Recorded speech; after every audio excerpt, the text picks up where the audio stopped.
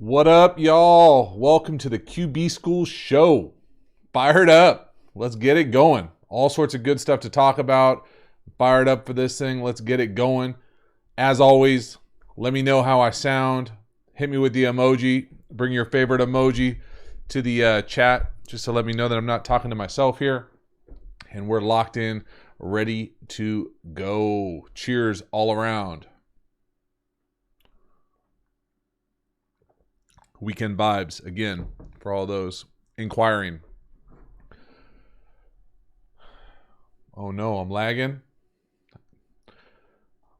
We'll see. Appreciate it. Yeah, baby. Here we go. All sorts of stuff here to talk about. We're slowly opening up in California. Hopefully y'all are opening up a little bit wherever you're at too. Just slow your roll. Make sure we're doing everything that we're being asked to do as a community. Oh no, is it lagging? It says that it's good. All right, we're just going to let it roll then. If it continues to be an issue for the lag, y'all just let me know in the chat. I'll do my best to make it happen. Appreciate seeing some members in the chat. Michael, Brian, Ryan, Zahir. Hopefully I said that correctly. It's fun to see the logos. Y'all changing colors. Come at me with the emojis. Have this thing a good time. I appreciate y'all checking in. Just a bit of housekeeping here as we move forward, because in case I forget it, because I get tired after talking for a while. Next week, no live stream at the moment. Got Mother's Day Sunday. Got one of my son's birthday on Monday. I do high school installs on Tuesday, so just not going to work. Maybe do one like midweek just for fun. Kind of a quick little one, but nothing scheduled for Monday night. So you're free. Hop on some other device, but know that we'll be back. Christian, you can keep asking about Shea Patterson. It doesn't matter. I don't have the film for him. I wish I did. I would do an evaluation for him, but I don't, and I'm not that interested in going to break it down. But if you keep throwing it up there, I'm going to block you, and I really don't want to go over there and have to do it, but it's annoying to me, and I'm not even really looking at the chat. So hold it in check, bro. The other thing that's been pretty popular, yeah, Ryan, you hit it right there. The Alex Smith, I want to say it was on E60, the piece on Alex Smith. I haven't seen it. I know that I've had multiple people that I respect in both the film space and the football space say it's a must watch.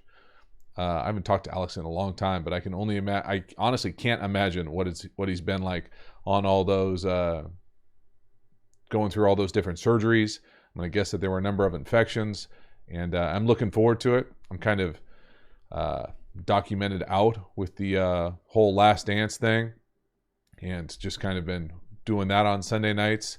The other thing, that's basically where I've been spending my time with the documentaries.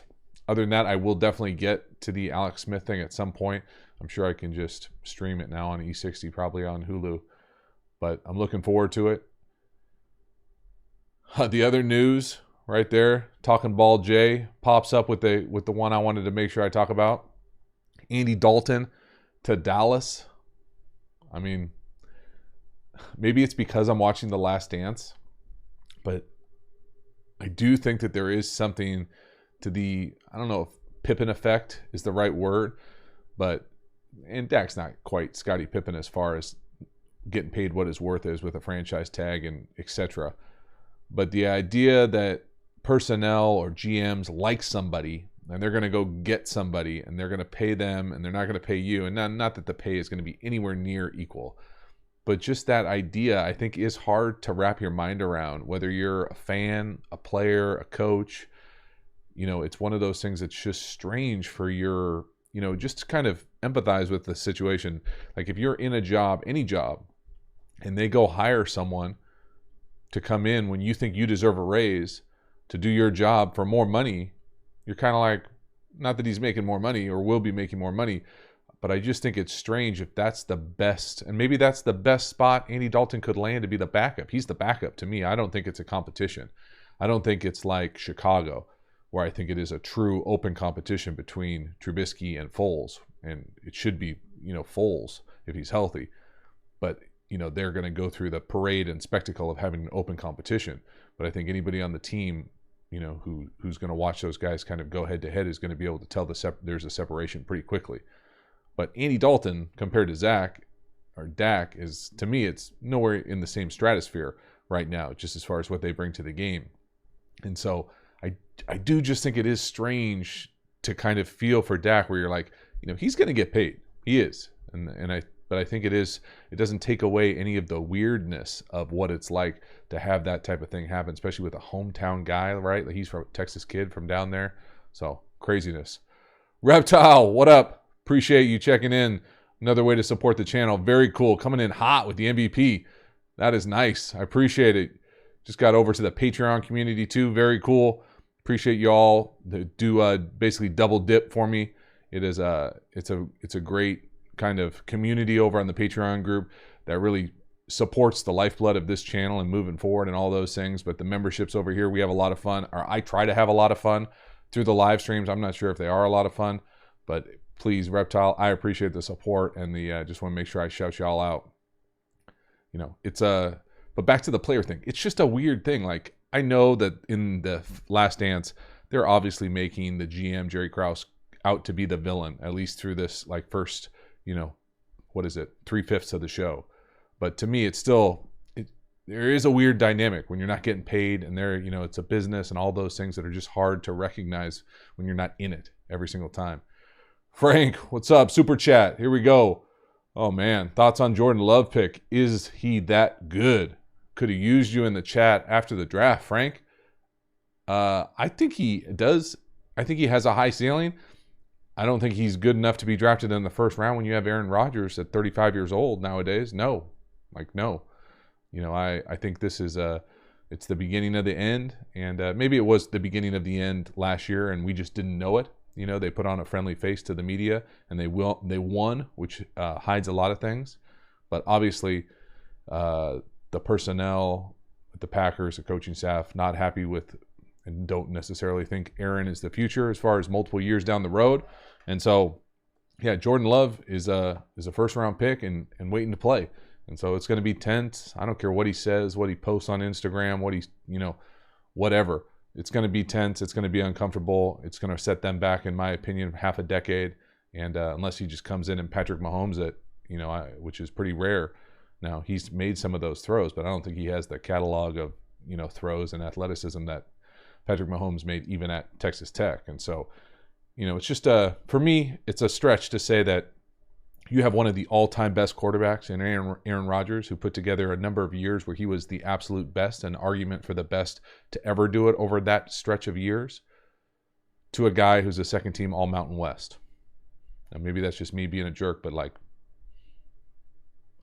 I'm going to guess that's what Aaron thinks too. So, Brad, what's going on? What's going to happen with Fromm and depth at Bills? Fromm get released before the first year? I don't think so. Who else is in Buffalo? What round did Fromm go in? Did he go in the 4th or the 5th? The 5th, and you might be in trouble. I can think of only one 4th round draft pick that I was ever around that got cut, and he was legit terrible. I'm not sure what the depth looks like at Buffalo as far as what the quarterback is. Is it Barkley in the Bills? Maybe I'm just talking to myself. Yeah, fifth is you could be in trouble if you go in there and there's somebody better than you. I think that's right at that tension point where it's in their best interest to keep the best player on the team. As far as there is an element of looking forward in the future, but shoot, the dude in Buffalo is so young already. They're not looking to create any sort of backup plan to that. Yeah, but who is it besides Allen? Isn't there another? Who was the backup last year in Buffalo? I'm just blanking on it.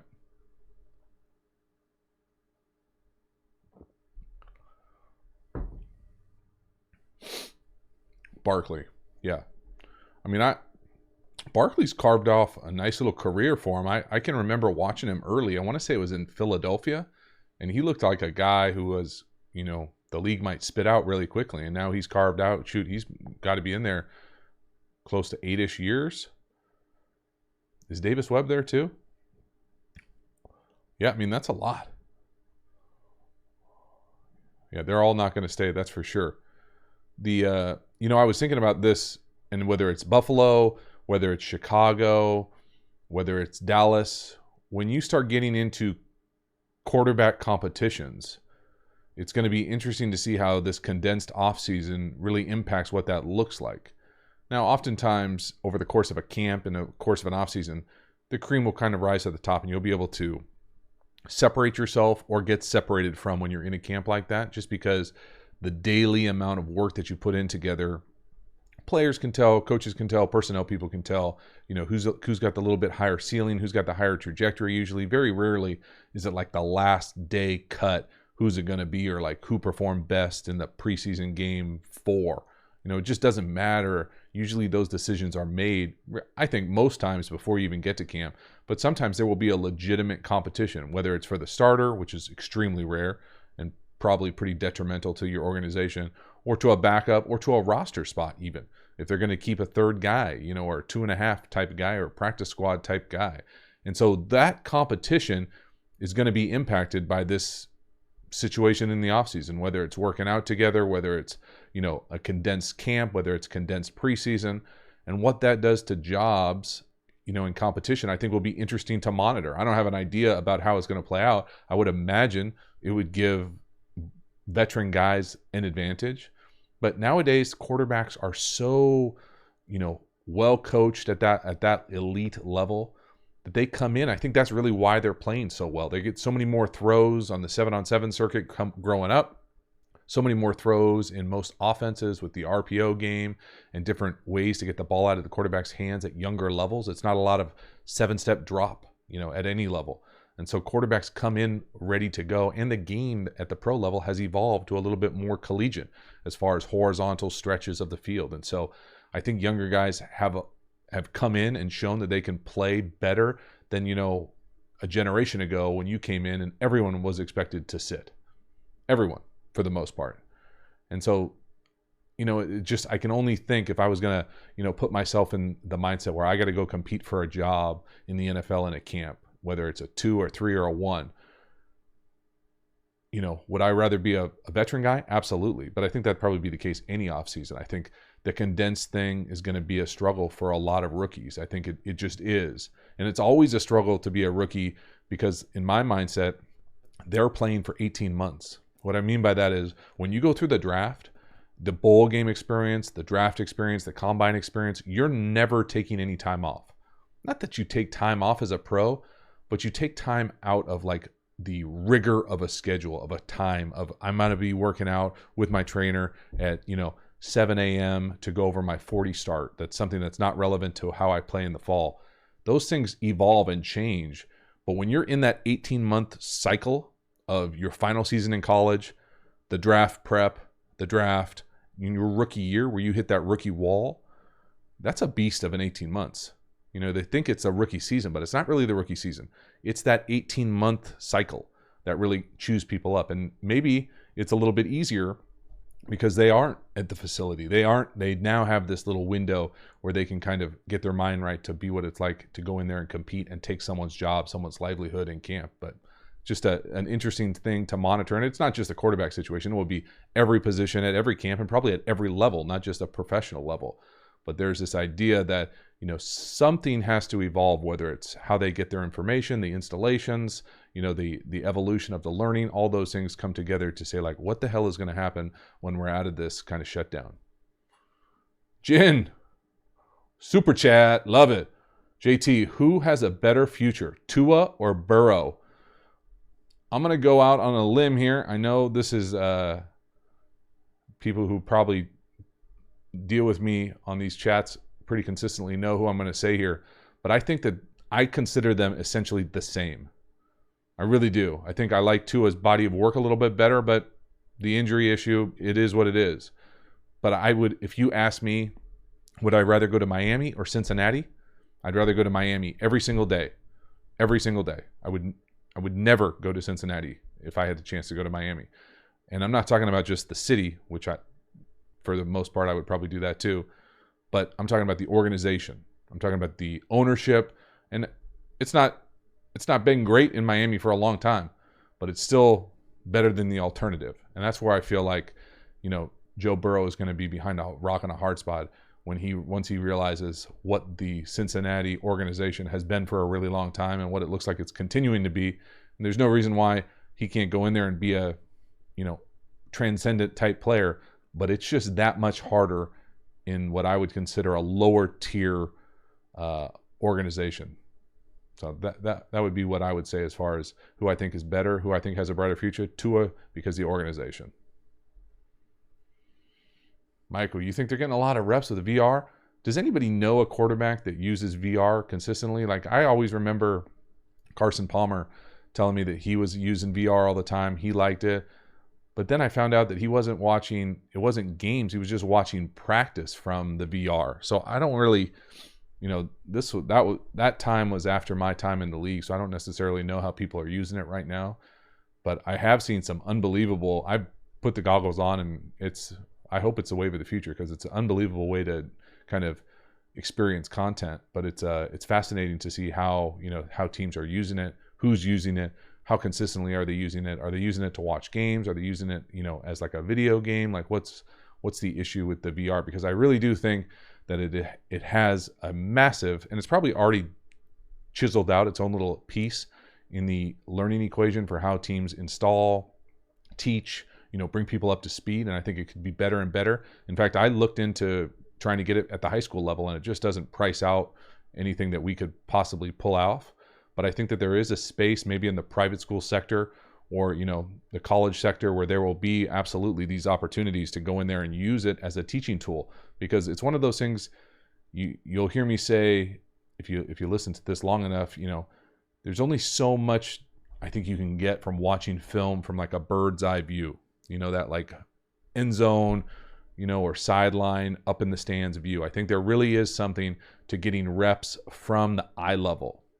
And so that's why I always used to, when I wasn't playing or I wasn't the starter or the guy in the rep, I would want to stand right behind the quarterback. If you go out to a practice at a well-run, organization or team, the quarterbacks usually stand right behind the quarterback, like 15 yards back, because they want that kind of line through the offensive line to be able to see the rotation, see the coverage, see the pressures, and you need to do it at eye level because it's anybody can do it from the bird's eye view, from the film lens. But it's a lot harder when you're at eye level, especially a lot harder if you're like me and you're 6'2" or under 6'2", technically 6'1" and 7/8". That was a tough day at the combine. But that type of thing, understanding that VR really does have a space there. So I'm going to be fascinated to see how it continues to grow. And it's not just football, it's all sports, it's all team sports, and really it's human development. And so not to go, macro on us here, but there's an idea that as education continues to evolve, to be able to take advantage of all these technologies in the most efficient and useful avenue, is probably beyond the scope of what I'm able to do or ever thought about. But I do think it absolutely has a place as it becomes a little bit more price available to most sectors, that a lot of teams will get into using it. I looked into it, talked to multiple firms this offseason, thinking about trying to get us some VR stuff at the high school level. And again, it just doesn't pan out price-wise, but I would love to get into the space. So let me know if y'all know somebody who's willing to maybe wants to sponsor the QB school for a little test run.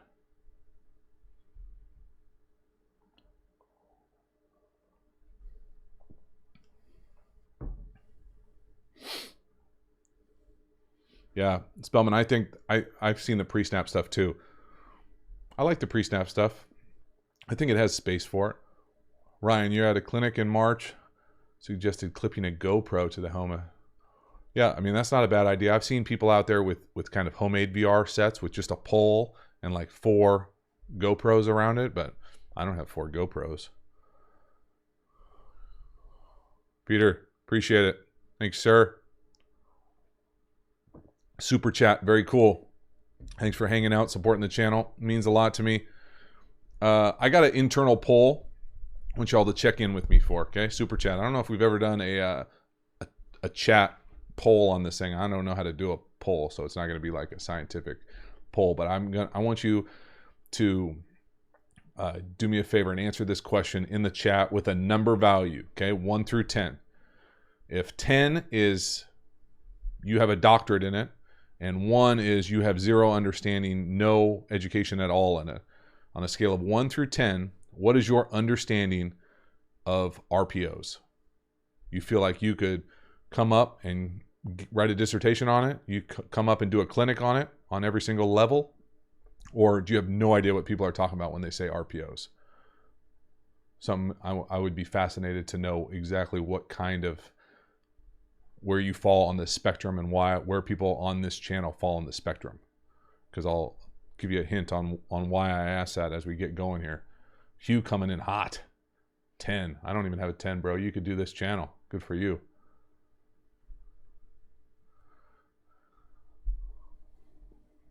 That's about what I would guess.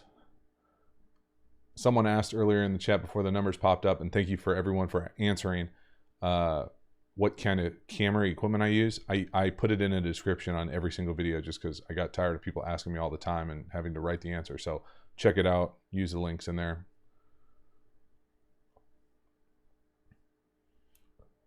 Nate coming in hot with a 9 out of 10. All right, well, it's interesting for me because I'm gonna slowly, not slowly, we'll see how fast I transition, but I'm gonna obviously I enjoy the YouTube stuff so much that I'm gonna keep the YouTube stuff going. I enjoy the Patreon stuff because it's really, to me, like a legitimate NFL quarterback meeting. And then I'm shifting. I have this, I consider myself an educator. I like teaching. I do some adjunct stuff at USD, University of San Diego campus over here where I got my doctorate.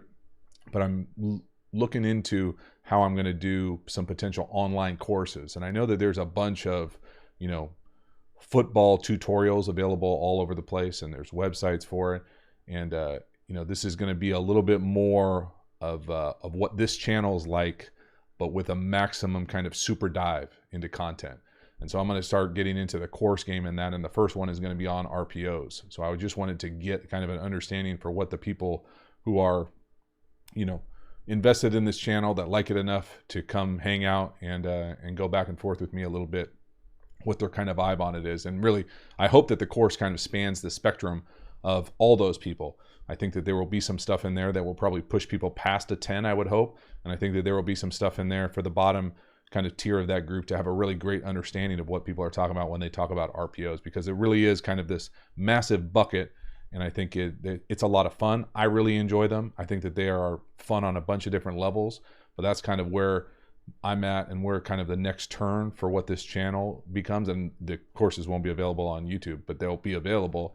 And this idea being that they can at least tether in that element. What I really like to do, the education stuff, I really like to do the X's and O's stuff, but the X's and O's stuff that's other people's stuff, and there's only so much you can do of those things. It also takes me 3 times as long to do those videos.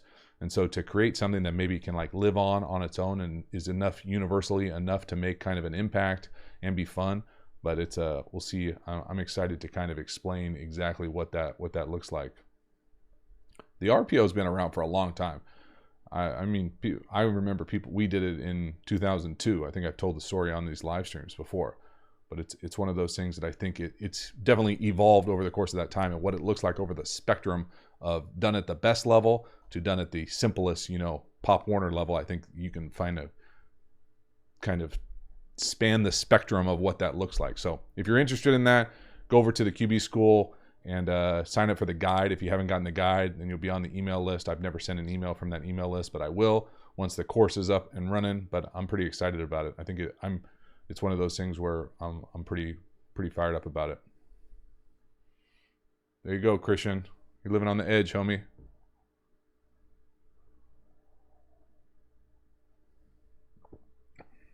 Chess piece. You're going to find out soon.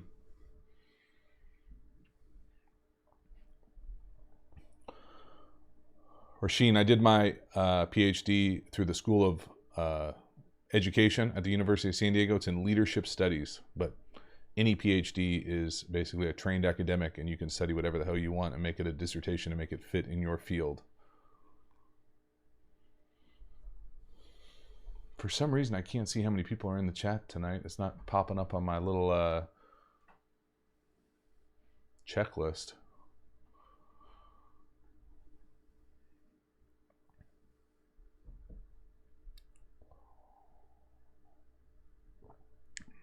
All right, what else we got? Give me a Oh, thanks for the heads up. I can't, for some reason, mine. Oh, there it is. It's back now. That's weird. Usually my internet is locked in, but I guess it's given some issues tonight. Yeah, Brian, you can absolutely. It's out there somewhere. I know it's out there. I could probably share the link on with the members. I'm not sure I'm going to blast it out to everybody, but it's definitely available. The other thing I know I've talked about too is I'm going to get into some leadership stuff at some point on this channel, and I can make it quarterback centric just because the nature of this channel. But I just gotten so much fun with the college film. I hope that it's continuing to resonate. Just because the draft is over, now I'm like looking at the younger guys, and there are some really good college football quarterbacks, like really good. Sam Howell is going to be outstanding, and I mean I never heard of this guy. People just kept asking me to do it, and so I just kept doing it. And now I keep getting the North Dakota State I'm going to do. No, it's not going to be like the RPO certification, which is funny. But there's all sorts of really good college football players. I mean, they're all coming back, and not all of them, but like many of them are coming back. And it's fun for me because I get to watch all these offenses that I never really see. You know, if you live on the West Coast, you don't see a whole lot of North Carolina or a whole lot of North Dakota State. You know, I know about the Bison because I played with some guys who went to school there. Shout out Jared Peck. But the vast majority of people, you know, don't get a chance to watch a whole lot of North Dakota State. And so finding these kind of quarterbacks and just people just, you know I try to get back to everybody, and it just doesn't happen eventually. But if you give me a suggestion, usually in the comments, usually early when the video is posted, I almost always see it. And so I definitely pay attention to the names that I keep seeing over and over again. So I'm definitely going to get to the North Dakota State quarterback. Like I think he had like 28 touchdowns, 0 interceptions, which is fascinating to me. I know they run power up there, but I'm interested to see how he threw that many touchdowns without any interceptions. And then I'm sure there's a handful of other guys that I'm excited to see that I don't even know about.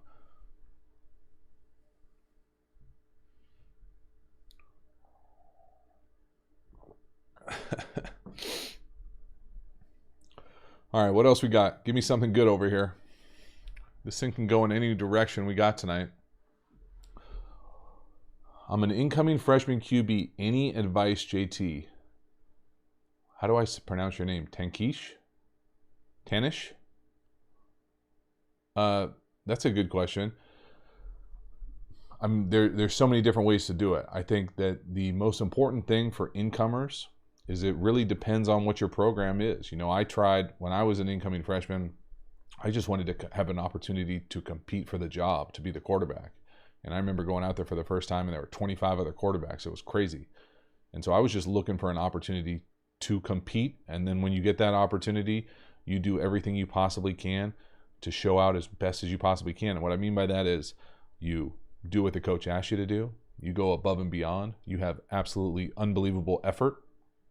You're a great teammate. You're encouraging. You're a positive influence. You bring a certain joy to your level of play. People like to be around you. You know, depending on what kind of football you talk about, the way that one of the variables that I always look at when kind of evaluating a quarterback when you're in person with a guy is what is he like if the team, when you walk into the huddle, you know, are people excited that you're the quarterback of the team? Can you see people like raise up, like dap you up, be ready to go? They're fired up for you. Or is it kind of like, oh boy, here we go, we're running the rock? You know, it's you can find those things out really quickly about what your teammates think of you, what the coaches think of you, all those things by what they call, and just being an understanding. You just go in there and try to do your absolute best and let the chips fall where they may. I don't think there's any extremely high expectations for any incoming freshman that I'm aware of. So enjoy it too. That's the other part about it. It goes fast. Bolivia, Sergio, that is very cool. Thank you for hanging out. Man, it is always something else to be on here and have people from all over the globe checking in, wanting to know a little bit more about football. Very cool. I appreciate it. Connor, yes, I should do a video on the heel click, man. Damn. Especially after the video today with the kid from UNC, or the guy from USC. Man, his footwork was pretty impressive. So a heel click. See if you can see this desk. When you throw, you want all your feet lined up, kind of toes in a line, just like you're playing golf, where you want to throw. That doesn't mean that you always step in a line, whatever. But you want to have all your cleats in the ground, kind of shoulder width plus. But your base can be wider. There's no set kind of rule on what a base needs to be, meaning your feet in the ground.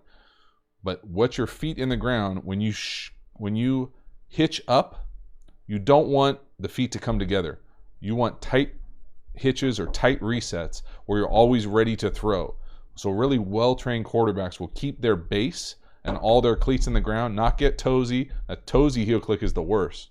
All your cleats in the ground, tight hitch, always ready to throw, all your cleats in the ground in the back. Not your ankle. All your cleats in the ground, right in the back. Tight turn, no heel click, because you can't throw from right here. You then have to go widen out and go all the way down, as opposed to being tight, ready to go in a perfect throwing position. That's what the heel click I'm talking about. There you go, Brian. You're like a internet detective. Would you type in my name and dissertation? Maybe you'll be like the fourth person to download it. Connor. Oh, look at that. I like it.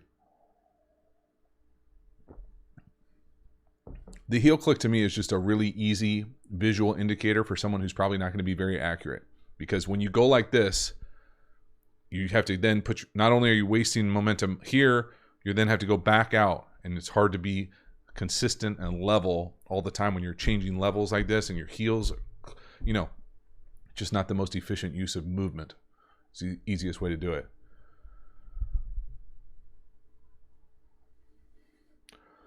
Duncan Mills, good question. I keep getting asked about Jared Stidham. I did a video on him, I think in the preseason last year, but the problem is that preseason football, with the access through how I get filmed through the red zone thing on the NFL Game Pass, they don't give preseason all 22. So there's not a lot of good film. I don't think he played in a game this year, did he? If he did play in a game, let me know. I'll go back and take a look at it this week. But I don't think so. So there's not a lot of film for me to go kind of unpack. I would, though. I've had enough people ask me that I will go back and do it. It's one of those things that I don't have access to it. It's not like I'm, just saying I don't want to do it. I've looked and don't have access to it. Kind of like the Shea Patterson thing. Like, I would love to do it. I just don't do it. D Nugget. That's a good question. You definitely have to call me Dr. O'Sullivan if I'm consulting in some sort of academic realm with you. But other than that, JT, it's fine.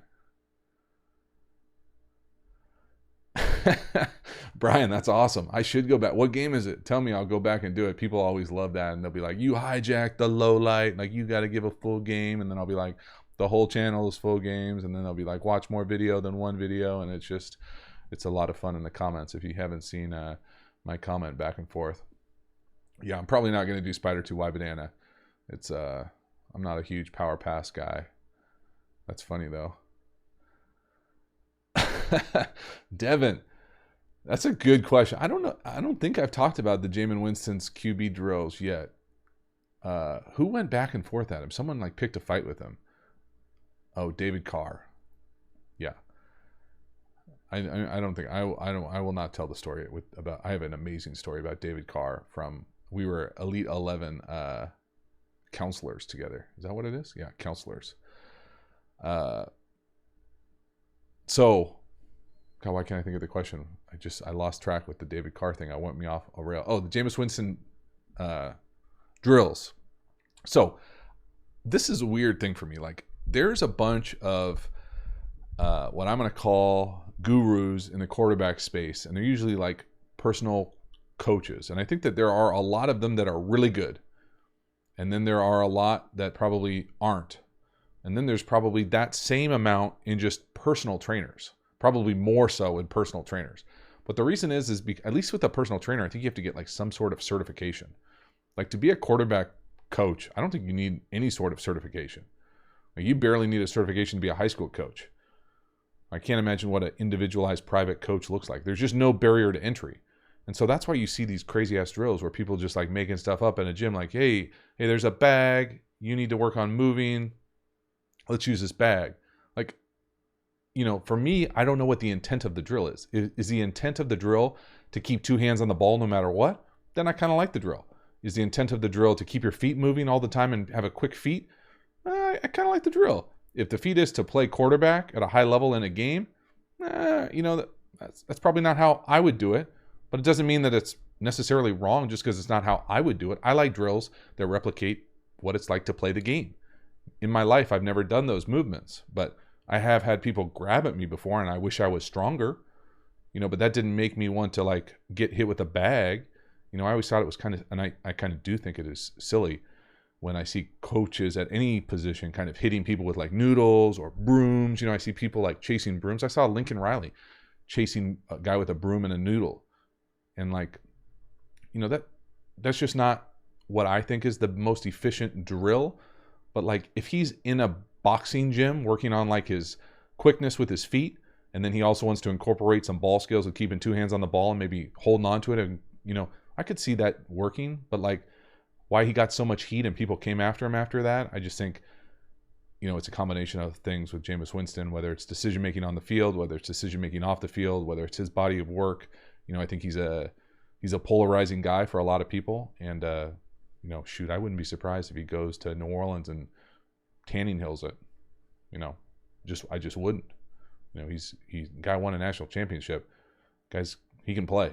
He can spin it, and he can carry a team on his back when he's playing well. I just think it's one of those things where, like anybody, it's not just the quarterback, right? It's the system, it's the coaching, it's the offensive structure, it's the decision making, and the quarterback, and the people around you. It's all those things. So who knows, man? It's just one, like the craziness of it though is just like I didn't like people having a laugh at him for him trying to get better. That's the thing. Like he's in the gym, he's working. Yeah, maybe I wouldn't do that drill. Maybe I also didn't have my best friend as like a trainer. I don't know if he's his best friend, but like that type of thing. I don't know. It's tough for me to make any sort of judgment on it without knowing exactly kind of what the situation is with him, Oh, Michael, too easy. Low blow, bro. The 30 pick drill. Hilarious.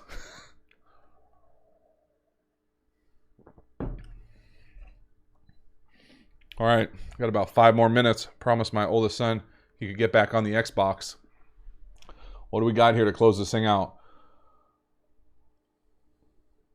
In fact, I haven't done any sort of like, I think, you know what? If we get a couple more members, I'm pretty sure, I think in maybe like 2 or 3 more members, I get another emoji, which I'm pretty excited about. So if you got any good emojis, hit me with it in the Discord if you're a Patreon member. But I'm looking forward to creating a couple more. Reptile, what you got? Let's see what you got. Come good with a question here. As your years progress in the NFL, was your ability to retain a new playbook due to the large overlap in concepts throughout the league, but just different languages?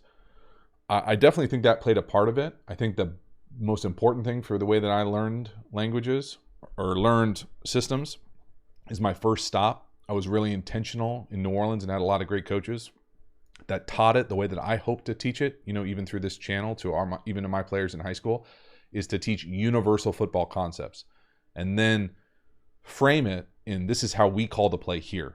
Like we might call 6-man slide protection jet, but if you go to another team, they might call it, milkshake. It doesn't matter what they call it. It's the same rules. So once you understand the core tenets of sound football, you can go play anywhere as long as you can memorize like 100 different vocab things. And so that was how I understood the league from jump. And it was a combination of the coaches, Jake Delhomme kind of filling me in with that, but then just really kind of embracing it. The other part about it is you have to spend a lot of time to learn it. Like I make no bones about it. I have a ridiculous amount of note cards. I used to do all my cardio in the off season, learning note cards, writing note cards, learning it. I wanted to be someone that people could rely on to know exactly what was going on. And I thought that was an asset to be someone that people described as a coach on the field. I really did. I was intentional to cultivate that kind of reputation. And I think it served me well and probably got me a couple extra years in the league, to be honest with you, as someone who could learn it, help teach it, facilitate it to younger guys in the perimeter, and all those things that I think a lot of teams and organizations are looking for. And, backup quarterbacks, guys who are going to make an impact off the field in the right way. And so, yeah, it definitely got easier as I got older, but it really started because I had a great foundation. So like anything, it's better to take your time, have a strong foundation, than just kind of be willy-nilly, just start memorizing a bunch of terms. It's better to understand the nuance and concept and then go from there as far as your understanding of what 11 guys are doing, because there's only so much you can do with 11 guys. I don't care if it's wing tee, veer, air raid, spread. Just about every high-level football program has every formation. Now, they might not major in the same concepts all the time, but they have some variation of it. They have some RPOs, they have some screens, they have some vertical passes, they have some pattern gap runs, they have some zone runs. What do you call it? All right, let's roll. We're good to go. Here we go. So that was my mindset with that stuff. Bruce is all over the place.